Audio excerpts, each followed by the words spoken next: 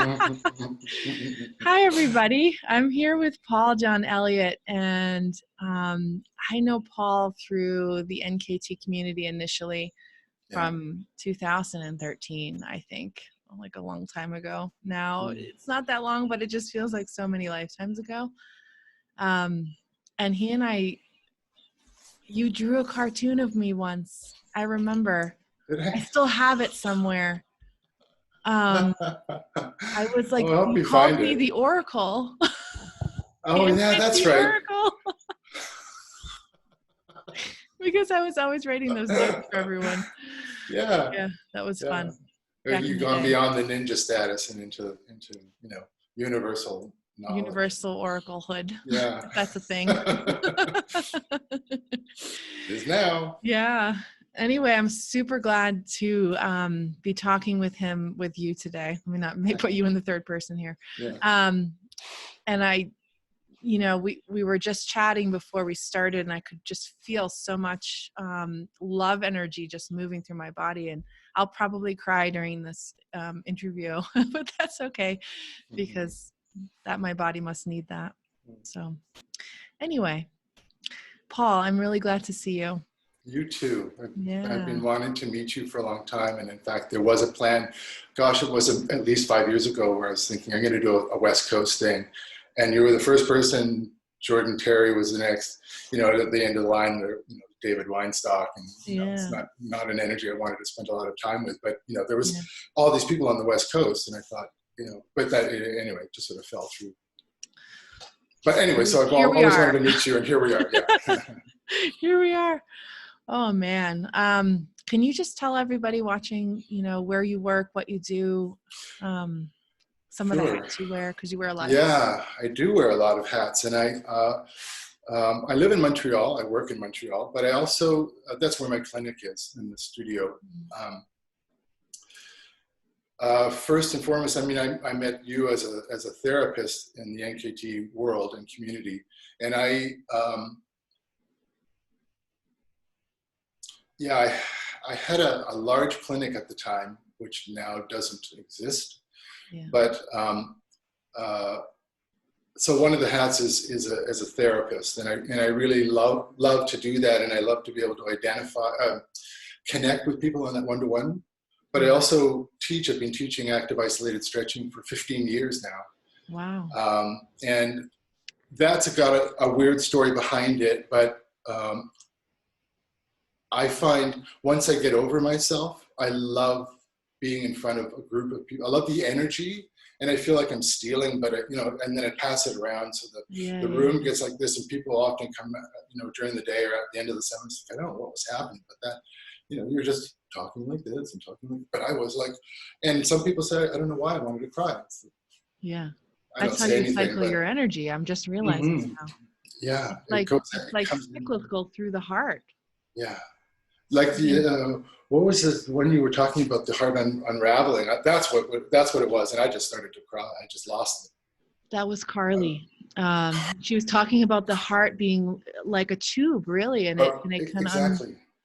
I know.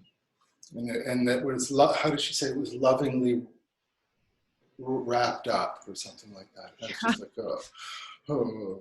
Yeah. So teaching, I do that, and I feel like I was meant to teach. And the story was weird. As a quick aside, as a youngster, my upbringing again wasn't this sort of spiritual, pristine spiritual household. It was quite it was abusive. I'm trying to find nice words, but I'm like spiritually abusive or emotionally. Everything sort of ends up being abusive, but just from that base place, and it was really difficult to sort of identify with what my voice was, and children were to be seen and not heard, and then the violence would start after that. And so growing up, I had almost like a speech impediment. I would get stuck on words it wasn't completely a stutter, but I would get lost in that place where my head was way over here, but my heart was here trying to help these words come out. So it was difficult to get into relationships and to speak to more than one person at a time. Then I found out that I was mostly deaf, and that sort of added to it. But by the time I started studying active isolated stretching and realized, holy shit, massage school, I just tolerated it. It just was like, this is ridiculous. I mean, I like it. I like being able to help, but I'm coming from another place than these guys, and I don't know what that place is yet. And then I found active isolated stretching. I was like, now I can latch onto this.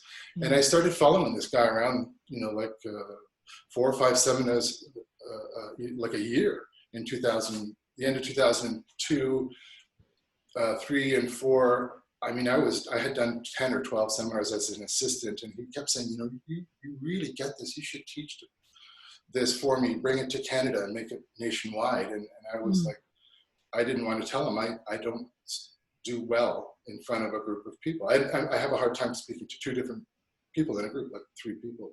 Right. And eventually he badgered me into to this place where I was just like, I don't want to spend any time with you because I don't want you to ask. Don't ask me anymore. Yeah. And then in 2005, there was a Canadian Massage Therapy magazine puts on an expo every year for the Canadian massage therapists, and thousands of people show up. And the woman that ran the magazine phoned me and said, I was given your number by Betsy Ann Barron. Would you be interested in coming and giving a lecture for an hour about active isolated stretching? And I was like, yeah, sure. And I put the phone down, and I thought I was going to vomit. Just bam, like, what have I done? And I went into that horrible cold sweat. Yeah. And I was just about to call her back and say, I don't know what I was thinking. I made a terrible mistake. And something inside of me just said, it's your time, do it. And so I thought, how am I going to do this? Because I would sweat profusely. It would just get really bad. And it was just like, everything was in here, and it was also like bottleneck, and I had to go to therapy for like 6 weeks. Yeah. Twice a week. And what ended up helping was a form of hypnosis. Yeah. And I came out of like the 10th session, and it's just like, blah, blah, blah, blah. I couldn't shut up. But I got to that therapy, was it? You know what? It was too long ago. But he was the head of the Canadian Hypnotherapy Association. Yeah. And he'd been highly recommended. And, the thing is that the conversations, I was going in wanting change, but not wanting to change myself. Right. I wanted it to happen to me. Right. But eventually by the 7th or 8th one, I was just like, I don't know what's happening. I'm ready. I'm just going to go on. Yeah. Yeah. So I got up in front of the crowd, and the response was just like, wow. And from that, my seminars just bam, bam, bam. Within a few months, I was doing a seminar a month in every different province of Canada. So that's incredible. That was 15 years ago. So that's the weirdness of the story, and I still fall into that place. Yeah, that's so incredible. So I'm a therapist, I'm a teacher, and I met you 2013. So 2015, I was actually coming back from Kathy Dooley's level 2 of NKT. Yeah. And, it took me 3 tries to taking NKT 1 to feel comfortable enough to do NKT 2. Yeah. And this, by now, I was quite used to I had surrendered to the fact that I process things slowly, and I need them to be sort of in visceral. The body. Right. Yeah. And, I moved on, and so I got to level 2, and it's like, wow, I'm really glad I took that 3 times, because this is like, it's answering a lot of questions for sure. Yeah. But it's starting a whole bunch of other ones. So, and I had a great time, because Kathy is just like a dynamo. She's a fun teacher. She's an extraordinary person, yeah. And we also got to stay at her place, and it was just, it was just crazy. Oh, no, wait, so that was in Toronto. I was coming home on the train from Toronto. I stayed at her place for assisting level 1 and level 3 and blah, blah, blah. And on the way home, my career before I became a massage therapist, I was perfectly happy being an animation supervisor, and I could draw, but I had no really artistic talent. I couldn't really sort of create from inside. I had a script in one hand, a pad of paper in the other, and a deadline. Got it. And lots of coffee. Gotcha. And I could draw, a truck from 5 different angles. I could draw a city, and I could put everyone in the scene from scene 1 to scene 300 in that place. And that was my job. And I was good at that. And I was sort of cerebral about it. And I made, very good money. Yeah. And then one day,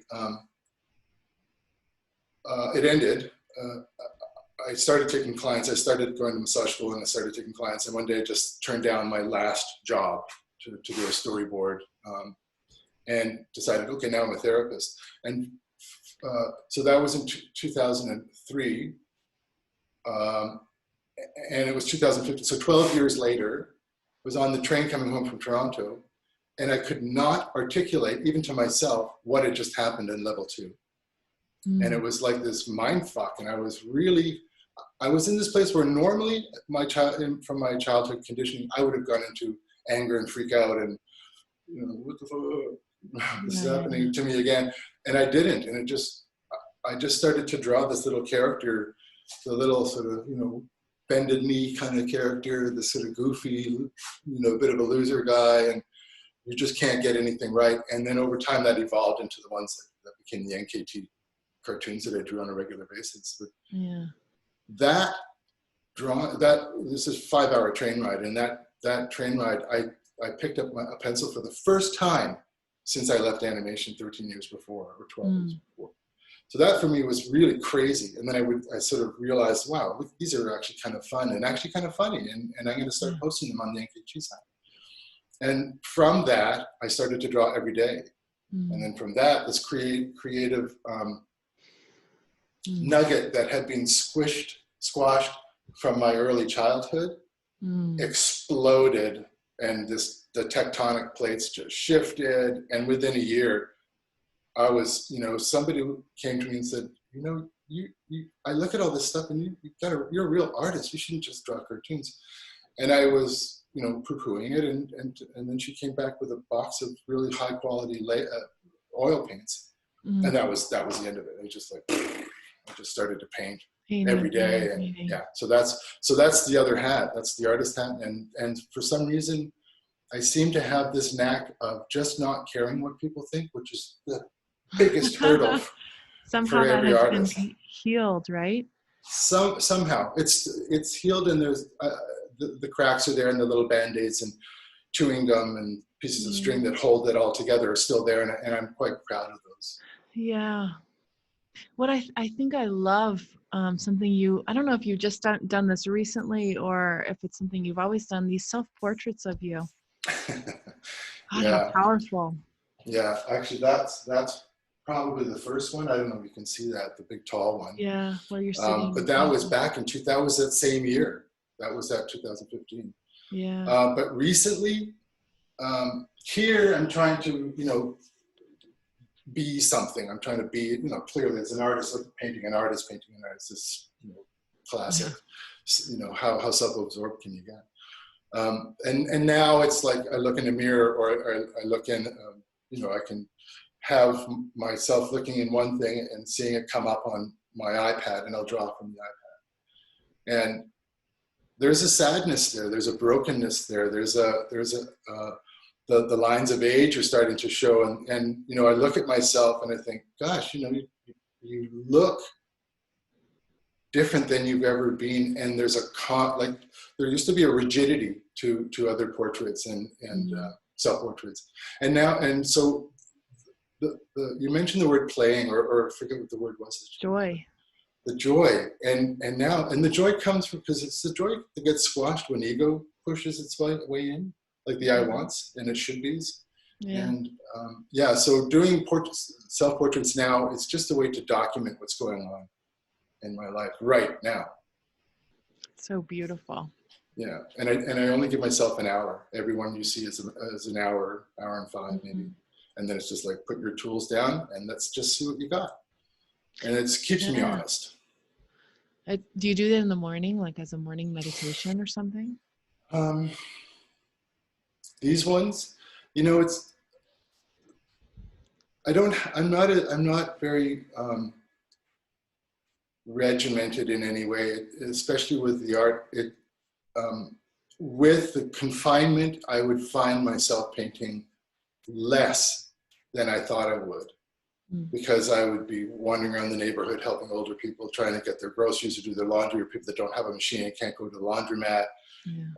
Another guy who can't even leave his apartment because he came back from Australia and he just needs stuff. He's got no internet. He's got nothing. So I'm buying his food. I'm getting him clothes and a bed. sort of organizing all that, and it feels good. It feels like the right thing to do. Yeah. And then I left little time for myself. So I'm my painting happens whenever it happens. So that can be at 10 o'clock at night, or sometimes I find I'm more honest in the morning. Yeah, and it flows a little better. And sometimes I just finished one, not a self-portrait, but an hour. It just did not work. And that just before we started the record, I was saying, I'm not really coming at you from that pristine spiritual place. My body is really responding physically to what's going on, and I could see it. I could feel it interrupting, and I could see it coming off on the way my hand was moving. So, but it's still it's there. And when I don't paint, and I think, tomorrow, I feel like I don't. I'm not. I feel like I feel when I don't breathe properly. Eventually. And it's my breath, it's my blood. How are you doing with all the grief right now in the world? I'm conflicted. Yeah. I feel it's an interesting question, because there's a part of me that feels like some of the brokenness that I have in my life comes from my experiences, and I've survived them and I did fine. But some of them and the anxieties just don't feel like they're mine. Yeah. And I feel sometimes, am I taking on the sort of global thing, or is it from a parent, or and this comes from dreams sometimes, and sometimes from meditations when I just ask. I'll ask in prayer, and then afterwards I'll listen in meditation. And the answers are sometimes, you just have unresolved shit from another life. Mm-hmm. You just didn't pay attention, and you were like, I'll take care of it later, and then poof, you're gone, and then and here you are still carrying it. Yeah, and so it took I don't me. know how to. It took me like years to just move through the past life stuff. Yeah, it was like my adolescence all over again. Yeah. To be okay to surrender to these facts that they were fact. It was work. It is work. And it was work at that cellular level. It feels like, I don't know if you've had this experience, but after some time of doing the work of healing, at some point the suffering just goes right out of it. Mm-hmm. Yeah. When you own it. Mm-hmm. Yeah. I do experience that. I have experienced that. Probably will again. Yeah. I'm not done yet. No, we are still working. Yeah. So I feel like we've covered a lot of the things I wanted to know, which is fun.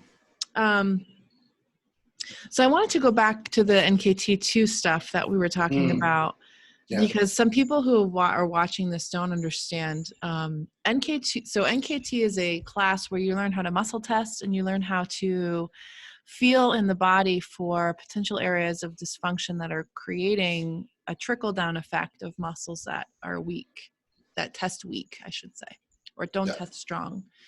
And so in level 1, you learn all these muscle tests, and you learn some rudimentary treatments, some beginning treatments, and you learn a lot in level 1. It's really pretty good. And then in level 2, you begin to piece it together into patterns, slings, and so like myofascial slings, and I don't even know what they teach nowadays, but I remember doing pelvic floor and diaphragm, and going to those classes is always kind of a mind fuck. Especially for me, because every single time I would be tested, it was limbic. It was always a limbic thing. And so, of course, we didn't have like releases for limbic that were taught to us. And by limbic, I mean, for those of you who have no idea what that means, emotional root cause for muscles being weak.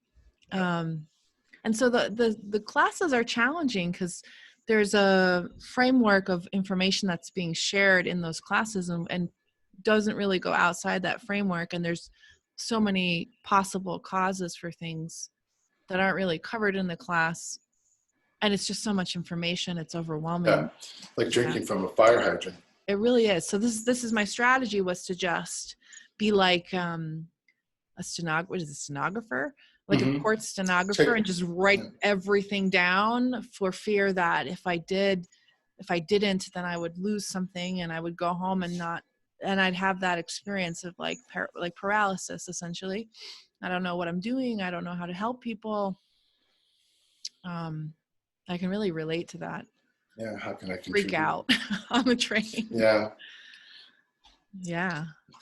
Yeah. I don't, I also have a visceral response to not knowing something right away. And I actually wrote that cartoon book and sent one to Kathy, one to David, saying, this was my experience. And half the class was like, in my vision, was totally getting it and charging ahead. Yeah. And the other half were like, what the fuck? Yep. I just do, A, I don't understand what you said, and B, this is just not making any sense. How do I jump on board? And people were getting upset and sort of wanting to leave, and every time I assisted, it was the same thing every time. Yes. And I walked that fence, like, I know what you mean, and I really want to be these guys. And you want to follow the leaders, and so I did, and I just hung in there.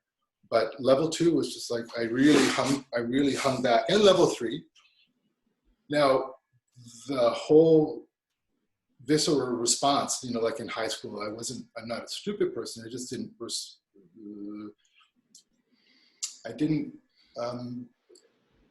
the word? Assimilate information the same way that the school system wanted me to. But would come up with brilliant responses much, much later on. I was able to apply physics on a sailboat crossing a lake. And so I could take a sun sight because it's trigonometry. It's like, I get it. Well, why didn't you get it in the classroom? Mm-hmm. Anyway, in the level pressure. 2, or they just needed the answer in a specific way, and there are other ways of doing it. So level 2 and 3, sort of, I kind of got that to that place, and I thought, no, I'm just going to let this happen. But it took a long time to be able to fully apply it and understand that it really was a lot of information. I remember telling David one day, I was in a restaurant with him in New York City with Kathy and Jonathan. I said, so how was it with you? He was referring to the level 1 3 times and then getting into level 2 and the cartoons. And then he said, is this because you really have a hard time learning it? I told him I used to be drinking from the fire hydrant. Yeah. Really? Oh.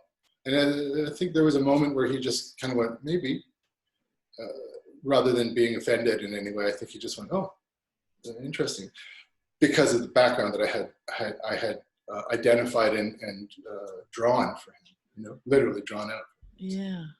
It was, but it's a lot, and I used to think a lot about and pray and meditate a lot on, should I go? Am I doing this just for show? Am I doing this just to say I've done it? Am I doing this? Am I even ready for this? Am I going to go and then feel shitty after the $3,000 that I spent getting there, being there, staying there, paying for the seminar, the food, and then feeling frustrated about it? So I would really put a lot of thought into these seminars, and I'm glad I did them.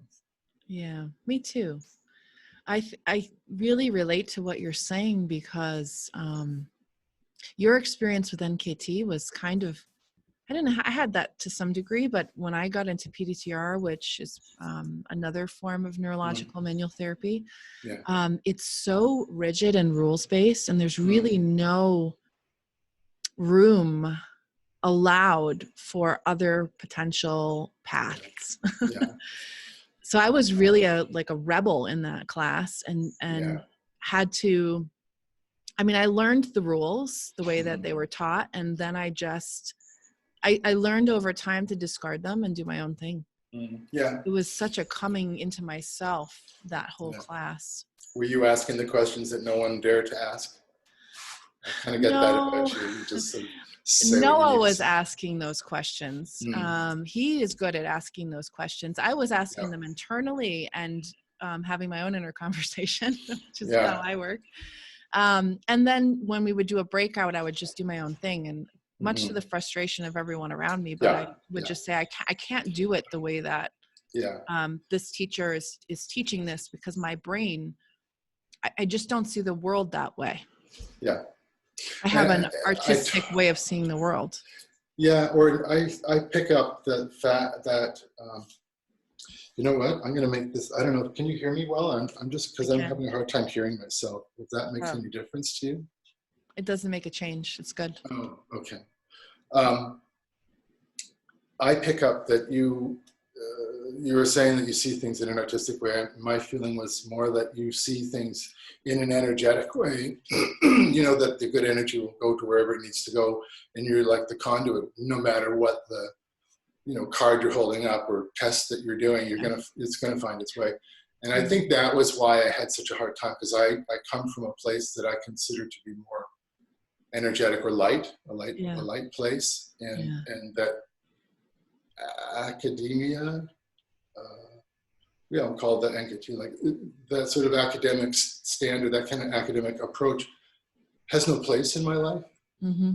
Or I struggle with it. It has every place in my life, but I take it and make it look good for everybody, and then just yes. And you know, I was very chameleonic as a child. I learned how to please the teachers and the parents. Totally, me too. Yes. But it all started with being able to see light and feel light and sometimes smell light. Yeah. And then when I sort of ended up in manual therapy, it was where I came from, everywhere I came from. I never told anybody I was doing that, because they're all like, and some people would call me on it and say, hey, what's going on? It's like, oh, let's have a different conversation. And they would be delighted that they found that in me. But I get that. You know, and I think it was, there were a number of people that had taken PDTR and come back and said, you'll love this. If you're a level 3 NKT, this is like the next place. And said, I want an hour of your time. I want you to tell me exactly what you mean by that. And half of that hour is going to be show me, on me. And I kind of came to this, I wasn't able to articulate it as well as you just did, but it was, the rigidity just turned me off. And I didn't want to spend that kind of money to get to the end of that line, because at my age, there's just no possibility I would ever return on that investment. Just don't see enough clients in a day. Yeah. I think for you, the only class that I would ever recommend from what I've taken so far, that unless you maybe you've taken this already, would be Jordan's class, Jordan Terry's training. I did. Change me. It's a beautiful changed class. Me in a huge way. Prior to him calling it polarity. You did his adaptive cranials. Yeah. Integrated. Yeah, but it was far from cranial. I mean, that was a tool we used, but he was like off in another planet, and I really identified with that. The funny thing with that course, and I told him so. I had a head injury, a brain injury, 6 or 7 months prior to, and it was considered a severe concussion, and it got upgraded just before I went to Jordan's class, because I couldn't remember the 3 things that they would say: watermelon, bubblegum, blah, blah, blah. And then they had like 5 or 6 different tests, and I would fail each one of them. And I would just sort of wander around, like I'd be here painting and feel super hungry, take $20 from the dresser, go to the supermarket, which is a 5-minute walk into the supermarket, walk up and down the aisles with this 20 in my hand and think, why am I here? And then walk home, put the money on the counter and go, I'm really hungry, you know, and start the whole process over again and realize, and that was what that sort of did. But I couldn't, you know, it was really bad. I got to, really bad in the sense that I couldn't work for 6 weeks. I had to wear dark sunglasses, couldn't look at the screen, I couldn't read, I couldn't do anything. I couldn't go downstairs because I'd either vomit or I'd just fall over. Oh, man. And, yeah, it was really, and somebody here in Montreal who was in the middle of a PDTR helped me in it, it helped. And later it was August, I think, and I took his course. And it was an odd number of people in the class, and sort of turned around because I was just so slow. And he said, okay, break up in your groups of 2 and get at it. And he turned around and said, what are you doing? I said, I don't know. I'm not even sure why I'm here. And he said, oh, here, I'll work on you. And he put his hands on me and said, what the hell have you done to yourself? And I said, well, I hit my head. Kathy Dooley had been here, and I was super excited that she was here in Montreal and in my home. And, And, you know, I was walking home on an icy night and I smacked my head in a chain. My left eye sort of puffed out. I couldn't clench my teeth. They wouldn't line up. You know, couldn't breathe properly. And so he did, like in 5 minutes, he sort of picked all this stuff up and said, okay, you and I are partners. And the thing about this was not only did he help me physically, but I don't remember a thing about the class. I remember coming there, I remember him touching me, I remember leaving. Yeah. I don't remember getting home. And then within a few days, I'm back in the clinic, and it's like, what am I doing with my hand? Where did I learn this? And then literally a month later, I realized, oh my God, I just took this in by osmosis. Yes, you did. And I wrote to him, and I told him, and just to say thank you, you know, whoever you think you are, this is what you are to me. Yeah. And it was just like, you know, that moment where you're just holding in good tears. Because you don't want to, you know, you can shed them, but you don't want, it didn't seem necessary. So the right thing for me to do was to just tell him, however it was received. Whew, I'm sure he received it well. Yeah, amazing. He's a special guy. He is a special guy. Yeah. He does have his own language. I love talking to him. Mm-hmm. And I just enjoy, it's like Carly was saying in her interview, it's a light language. He has his own light language. Yeah. I really identified with that with her. And she was one of those people that just jumped out of the screen at me. It's like, you need this, you need to be listening to the whole thing right to the end. Yeah.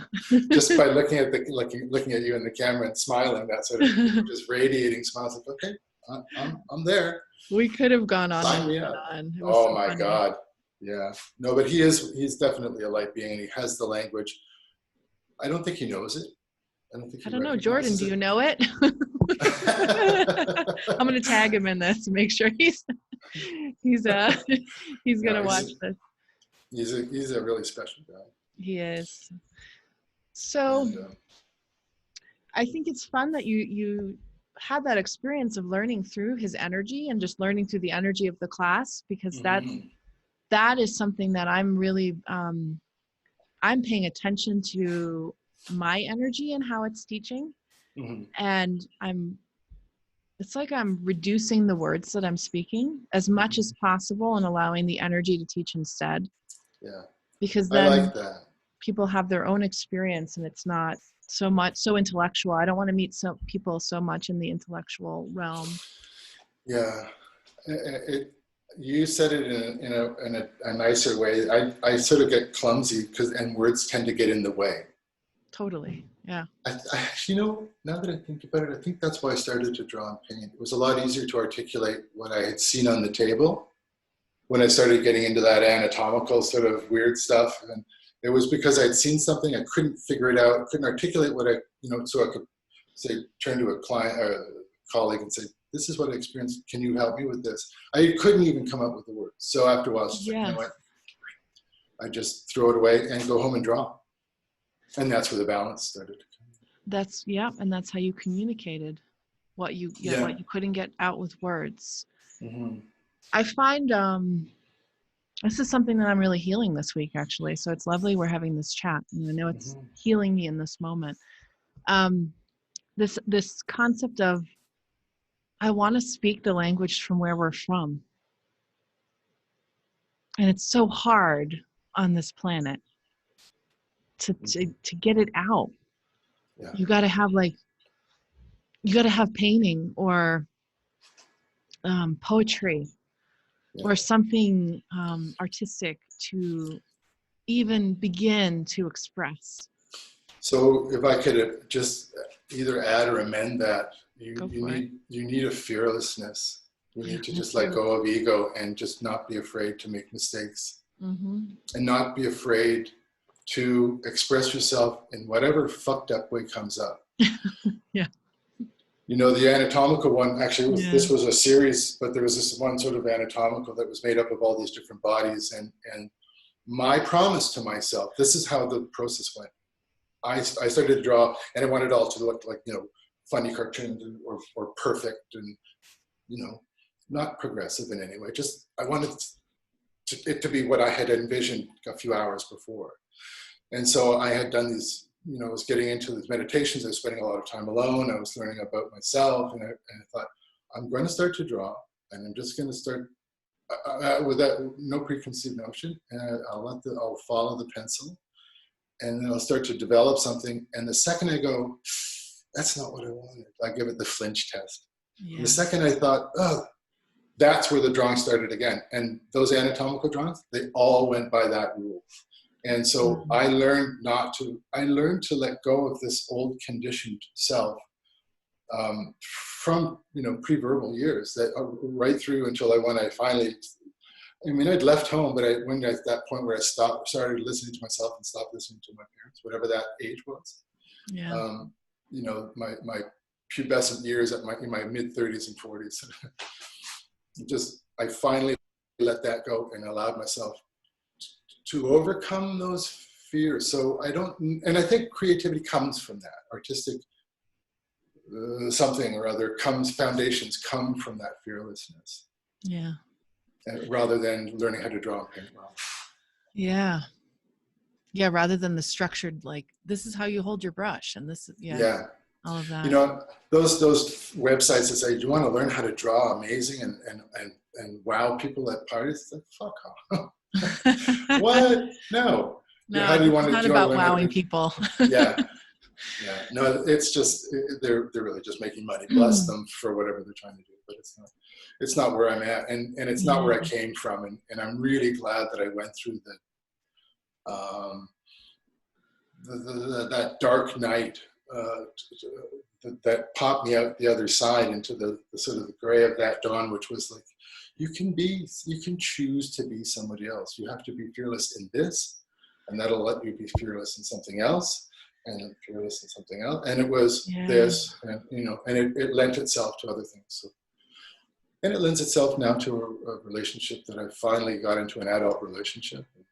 Me too. I never really, I look back and I cringe at what I was like. I was an okay person. I wasn't mean or violent like my parents, but I would take hostages. I was never in a relationship. I was like, do what I want you to do, or suffer the consequences of my childhood, adolescent response mechanisms. Yeah. Well, we did the best that we could do, Yeah, and so did my parents, and I eventually just started to trust, surrender to who it was that I was, and prayer and meditation make a big difference, and that things started, events that were happening were no longer happening to me. Like, why is this happening to me? And it would just happen, around me or in me or for me, or these little subtle differences started to happen. And I see it, when I do those self-portraits, I see those differences. It's like in the corner of an eye, or the way I decided to draw the hair, and it just, there's a lot of power and surrender, and it's a lot to be honest with yourself. It's hard. It is. For me. And it brings up a lot of emotions to feel through. Oh man. Yeah, again, I want to go on and on. I want to read you I want to read you a poem. Sure. This is a poem I wrote. There's two poems actually that I wrote back to back. One in the morning and one like after I meditated. Because I think you'll relate to this, and maybe a lot of other people will too. So the first one says, imagine you speak a language without words, and you try like the others to use the words, but they only diminish love's power. You try to communicate something compelling to your heart, but the words get in the way. Words back from others also confuse you, and you can see that they're trying to understand. And sometimes they refuse to understand and can only translate through their own pain. The pain of not being heard, the energy you express going around the others but not into their heart, is like falling into the deepest, darkest hole of all. For if no one can hear, if no one can receive this love, why live at all? That was 8 a.m. And then I wrote, I am afraid of the truth I know and that others don't know. And I'm afraid that this knowing makes me alone. But this fear is false. For like a whale hearing its own voice echo through the water, I will hear myself respond.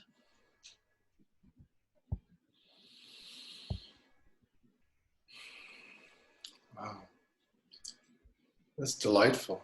Thank it's not you. exactly the right word, but the words are getting in the way.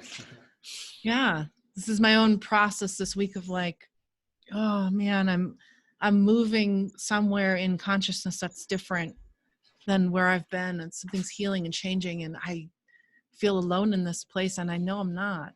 It's interesting. I'm hearing you say these words, and the energy of the that's. I mean, it's like a big pit, like a screen that popped down in front of the screen of the movie that's playing in front of us, and Mm-hmm. it's like you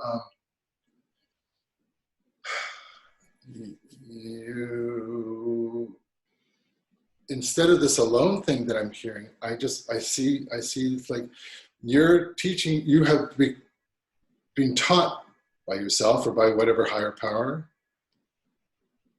that it's finally okay, or rather that you're learning, and your power comes from being okay when everything is falling out of place, rather than trying to control it and put it into place. And that's the big thing I saw when you were saying that in your poem. I was just like, you said you were going to cry, and I'm just like trying not to cry.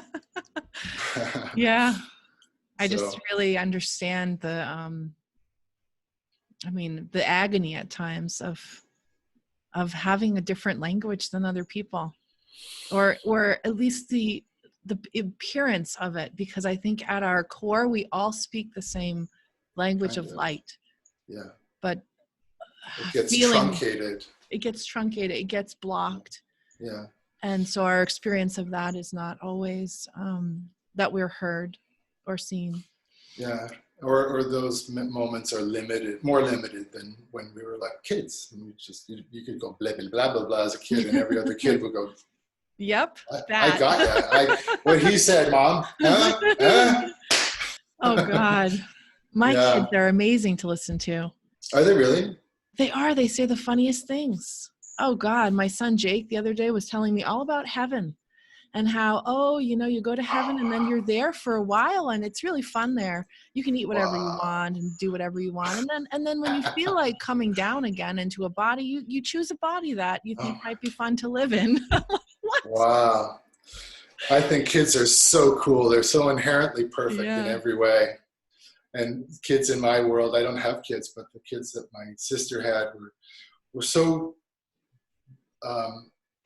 balanced between logic and sort of the freedom of saying. And they would say things not so much that I found fascinating because they said it like what kids would say. It was like, you're allowed to feel that and actually articulate that? When did that law change? It's different and she today. just and yet here it is that they're just saying, wait a minute, what you're doing, what you're saying is making me uncomfortable. It's affecting me in a negative way. What are we going to do about this? If I could have said that to one of my parents who they were talking about, it would just be like, I'd be a very different person. Yeah. But a lot of this, what we talked about, whether it was being a therapist or an artist or a teacher, I really feel like I wouldn't be able to do any of them. I wouldn't be able to overcome the fear of speaking, let alone speaking in front of a lot of people. If I hadn't have trusted that higher self, that higher power, that light self that I was when I was a kid. Yeah. I saw light. I was in a family where you said, that rock is glowing, or that cat is glowing, and that tree is glowing. Just for things would start flying. So I learned not to say it. But now, when I, particularly with the story of having said, sure, I'll stand up in front of 150 people and talk for an hour. And then went into that cold sweat, and there was just that little thin line, filament that ran through the fabric that was making me up at that point that said,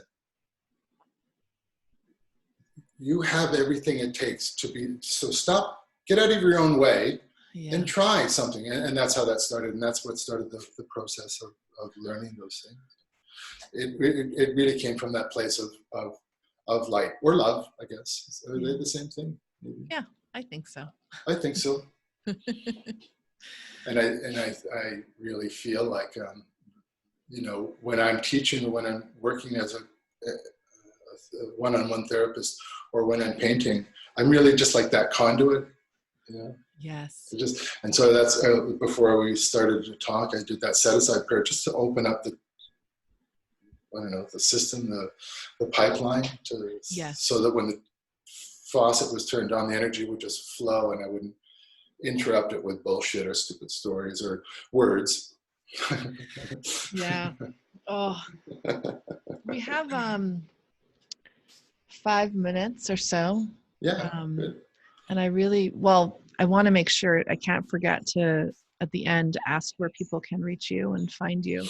If they want to work with you, they want to learn your stretches and the things that you have to offer, your soul gifts.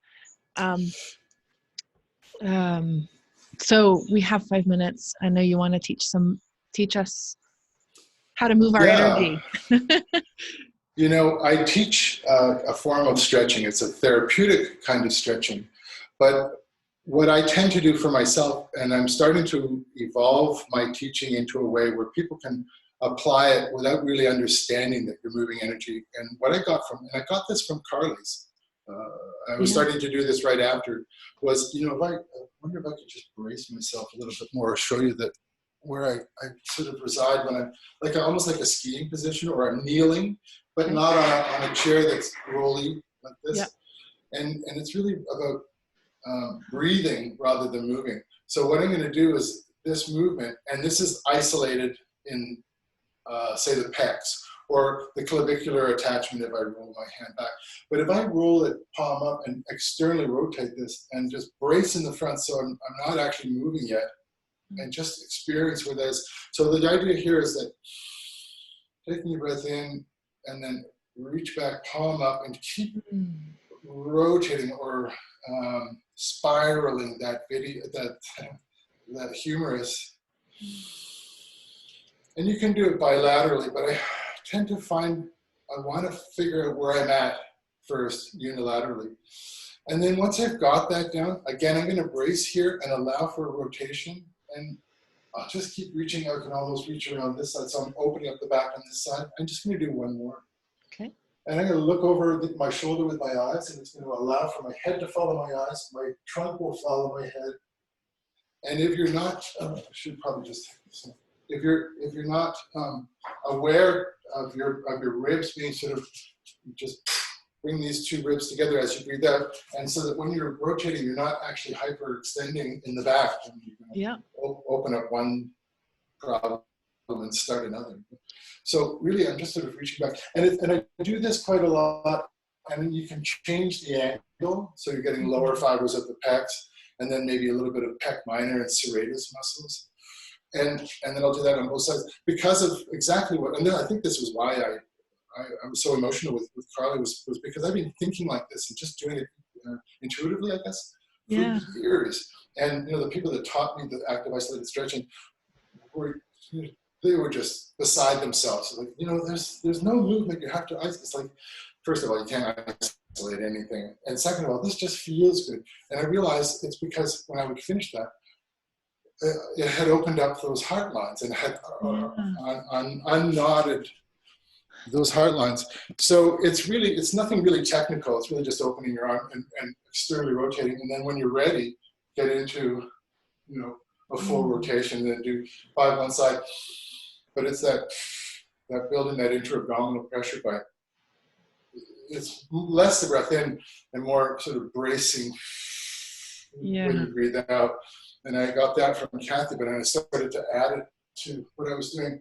And sometimes if I have a wall, when I'm not doing all these videos, I'll lean against the wall and I'll sort of use the wall to stabilize myself. And I just want to open up all these, not just the heart line, first few years. But also that diaphragm tends to, by the fifth repetition, everything tends to sort of open up. And any aches and pains that I might have accrued in the spine, in the T12, L1, from sitting on the couch, from looking at my iPad. This is the one thing. This is the thing that I'll do to start. And I do this before I do any of the actual videos of the stretching. But it's part of my prayer and meditation. Prayer for me can be just asking, you can just say, please. It's a prayer. Yeah. And at the end of the day, you say thank you. It's another prayer. So morning and night, I do a prayer and a meditation. Prayer is really just asking a question, how do I be a better person? And it's got nothing to do with religion. I was very non-religious. I don't know if that's atheist or what that is, but agnostic. But it was just a higher power, an energy that was surging through me since I was cogent. Yeah. And I was able to formulate it into asking for help every day. Just help me to be a more open person. Help me to be a better person. And sometimes I would have to do a set-aside prayer. Just help me set aside all the things I think I am. Yeah. All the things that, this interview might be, all the things that this client is going to be. Help me set aside everything I think about that client. And that's just a prayer that opens the heart, and it lets that light and that love in. And so that's something I'm doing when and then the sort of response to that, the warm down from those exercises is really like a meditation. You just sort of sitting quietly and just allowing yourself to be a new you that you weren't 5 minutes ago. Right. Beautiful. Thank you. Yeah. For that. That was my question about self-care. So you answered that beautifully. Yeah. Oh, good. So lovely. Yeah. Thank you for this practice. It's gorgeous. Yeah. And you can see a lot of the self-care stuff on the Facebook stuff I've been doing. They're all posted on my page. So just under name. Your regular Facebook name page. Yeah, okay. You can see Facebook, that name, and then the Stretching Canada. I just, posted on, what do they call it? Share to a page. Yeah. Okay. So it's there, and people are, responding from all over the world.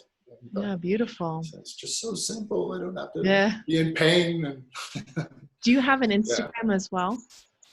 I think, if you find my full name again, or you know what, I think it's Artie Pants 101. But I think if you look at my full name, there is one there too. Okay. And just, I did everything on an iPad for the longest time. And then when somebody said, do you have Instagram? I was on my phone and said, yeah, I'm sure I do. Maybe I don't. So I started another one on my phone. So they're two totally different things. Yeah. I don't know what to do with that now, but yeah, so you can find me on my name, and then that'll sort of, I'm sure that there's some sort of there's some connection there with the other one. Yeah. Yeah. Cool. A thingy thing with the thing. So if people want to work with you, I don't know if you do any online work, but if they want to work with you or connect with you, what's the easiest way to get a hold of you? Probably Facebook, and then Messenger. That seems to be the big one. Messenger. Okay. Yeah. Messenger is easy for me too. Yeah. Great. Oh, I feel very blessed by our time together. Yeah, me too. Thank you very, very much. I'm so glad we had this time, and I'm really glad that we took the time. I'm glad I said yes. I wanted to do this. Me too. Anyway, I'm really glad. So thanks so much for doing this, and I've really enjoyed the meditations that are coming out of the other ones. Yeah, there's a lot of fun stuff. And there's some real pearls. I mean, some of these people are just not of this world, I agree, including you. Oh, thank you. I appreciate it. Incredible. Well, I hope you have a good rest of your day. I will. Thank you. You too. Yeah.